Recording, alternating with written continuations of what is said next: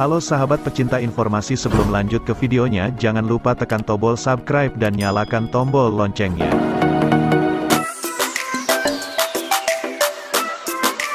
Pelatih Timnas Indonesia, Shin Tae-yong, saat ini telah memiliki 5 pemain muda yang disiapkan jauh-jauh hari untuk menjadi bintang andalan masa depan skuad Merah Putih.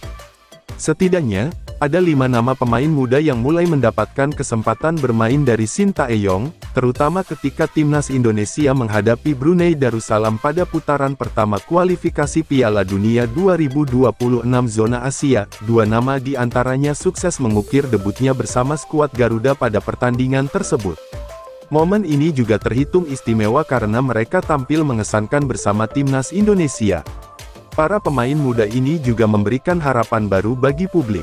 Sebab, Timnas Indonesia akhirnya memiliki penyerang-penyerang muda yang diharapkan mampu jadi andalan di masa depan.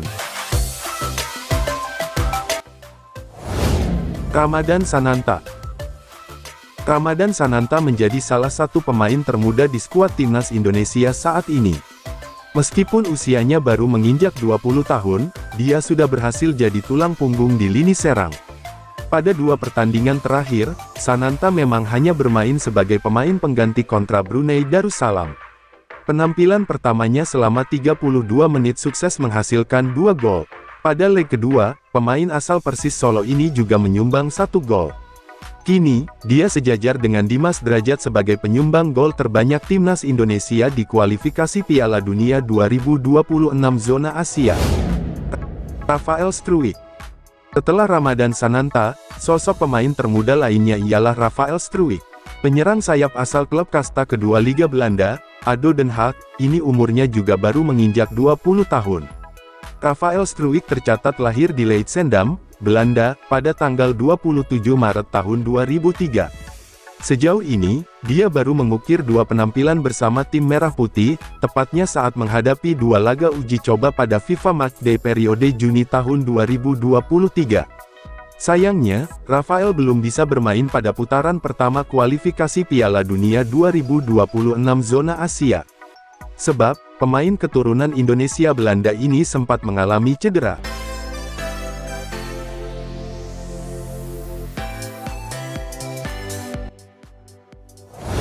Hoki Caraka.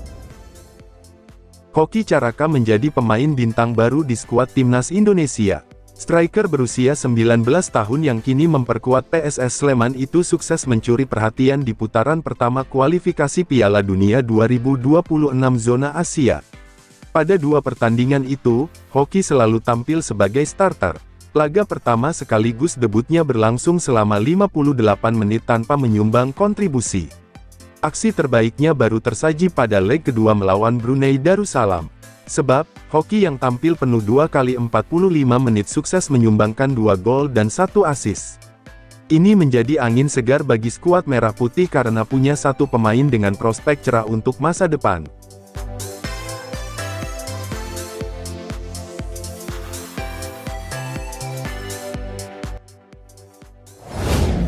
Marcelino Ferdinand. Tak bisa dimungkiri, Marcelino Ferdinand merupakan pemain muda yang paling bersinar bersama Timnas Indonesia. Pasalnya, dibandingkan nama-nama lain, dia jadi 1 nama yang paling sering diandalkan Shin Tae-yong. Sejak mengukir debutnya pada tanggal 27 Januari tahun 2022, gelandang berusia 19 tahun itu sejauh ini sudah mencatatkan 2 gol dari 14 penampilannya bersama skuad Merah Putih. Sayangnya, pemain yang kini berkarir di kasta kedua Liga Belanda bersama KMSK Deinze itu tak bisa bermain pada putaran pertama kualifikasi Piala Dunia 2026 zona Asia.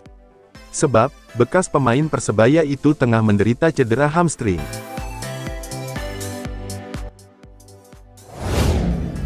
Arhan Fikri.